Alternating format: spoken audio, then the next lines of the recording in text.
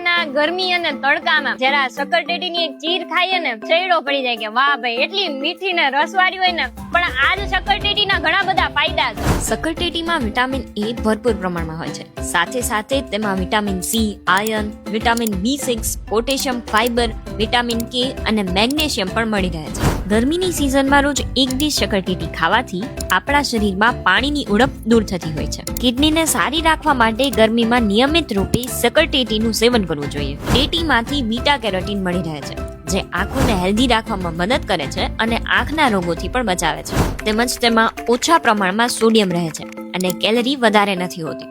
સાથે તે વજન ઘટાડવામાં પણ ફાયદાકારક છે.